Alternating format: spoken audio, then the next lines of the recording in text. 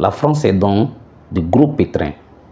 Oui, la France est dans un bourbier qui ne dit pas son nom actuellement, puisque en Afrique, avec ce qui est en train de se passer là, je vous assure que la France est paniquée. La France ne sait pas où mettre la tête. Pour ne pas dire Macron et son gouvernement ne savent pas où mettre la tête.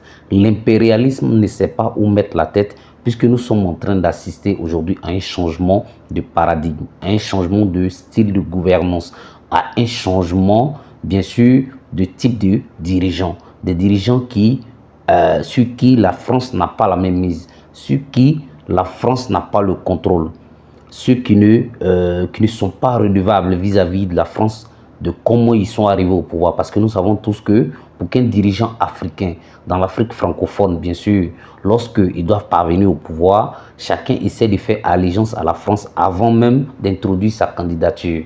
Et donc, la France les soutient d'une manière ou d'une autre afin qu'ils puissent parvenir au pouvoir pour pouvoir conserver ses intérêts dans ces États-là.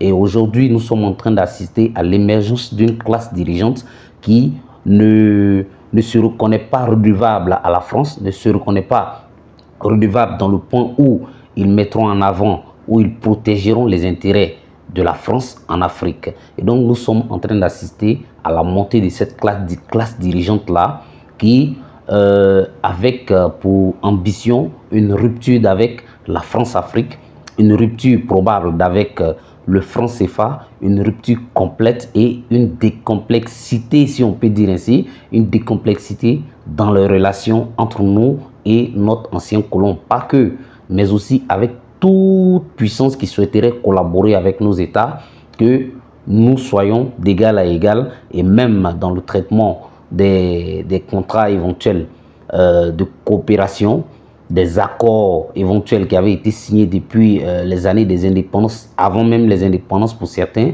jusqu'à nos jours. Et donc, une classe dirigeante qui est en train de venir bouleverser, on va dire quoi, la destinée de la France, qui est en train de venir chambouler tous les programmes français, ou du moins des gouvernants français qui régnaient sur l'Afrique depuis belle lurette.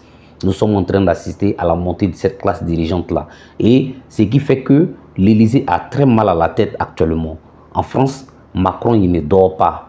Non, non, non, non, il ne dort pas. Parce que en plus de la Côte d'Ivoire, la France était devenue, du moins le Sénégal était un des piliers sur lesquels la France s'appuyait le plus dans sa politique en Afrique. Et donc, Macky Sall était, on va dire quoi, le dernier des survivants de cette dynastie-là qui était en train de partir. Parce que avec ce que la jeunesse sénégalaise nous a montré à toute l'Afrique, bien évidemment, qu'elle va lutter bec et ongle jusqu'à la mort pour préserver sa liberté, pour que des dirigeants qui leur représentent, du moins qui les représentent réellement, qui mettront en avant l'intérêt de leur pays, l'intérêt de leur population, que ces dirigeants-là viennent au pouvoir. Et Ousmane Sonko et sa bande à la tête aujourd'hui, Bassirou Diomaye Faye, qui a été élu président, nous espérons que les Sénégalais n'auront pas lutté en vain. Les Sénégalais ne se seront pas sacrifiés en vain.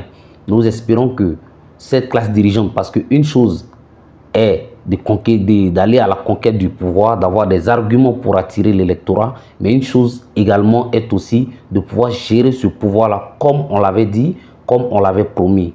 Et donc nous espérons que cette classe dirigeante-là, excusez-moi, va respecter ce qu'elle a voulu faire comprendre au peuple sénégalais, pas seulement, mais au peuple africain, qu'il peut y avoir des dirigeants honnêtes, des dirigeants sérieux, des dirigeants qui ont vraiment l'inquiétude, qui ne dorment pas lorsque leur peuple a faim, des dirigeants qui ne dorment pas lorsque leur peuple est en insécurité, des dirigeants qui viennent pour le véritable développement de notre continent africain. Et donc, nous avons foi en eux. Voilà pourquoi la jeunesse africaine en entièreté a soutenu ces gens-là. Ousmane Sonko, bien sûr, qui était à la tête, après que sa candidature ait été refoulée, Diomaye Faye l'a bien représenté.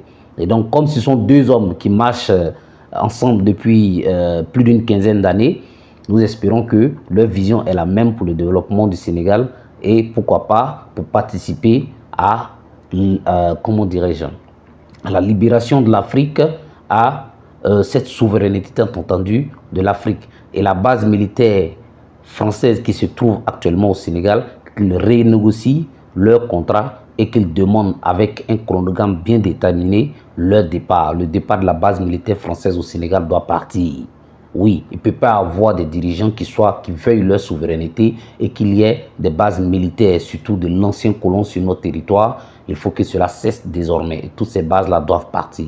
Alors la mission qui vous incombe aujourd'hui, c'est de faire que nous soyons fiers de vous. Bien sûr, c'est de faire en sorte que nous soyons fiers de vous. Nous sommes déjà heureux pour vous et donc par ricochet pour nous-mêmes parce que vous allez participer certainement à l'éclosion d'autres qui viendront vouloir faire comme vous pour que l'Afrique soit une Afrique respectée à travers le monde. Et c'était mon message aujourd'hui pour dire que l'Élysée ne dort pas aujourd'hui, ça c'est une certitude. Et de un, ça ne s'est pas bien passé dans le Sahel. Aujourd'hui, ils ont été expulsés du Sahel et si jamais ils essayent de tenir le coup, du moins de tenir la dragée haute aux nouveaux dirigeants sénégalais, là-bas aussi, ils feront faillite et ils s'en iront pour de bon s'il le faut. Parce que la souveraineté ne se négocie pas. Vive l'Afrique libre, vive le Sahel, vive l'AES. Et nous espérons que peut-être d'un clin d'œil, on va lui faire un pied d'appel, du moins l'appel du pied comme on aime à le dire, d'essayer de voir s'il peut nous rejoindre. Rejoindre l'AES si cela leur tient à cœur, parce que nous sommes ouverts à une Afrique indépendante, une Afrique libre. Et nous espérons que les dirigeants actuels sont sur le bon chemin. Oui, nous n'avons pas de doute en cela. Ils sont sur le bon chemin et nous espérons que nous irons à bon port avec cette nouvelle génération de dirigeants. Merci encore aux Sénégalais une fois de plus et vive l'Afrique libre. L'Afrique libre ou la mort, nous vaincrons.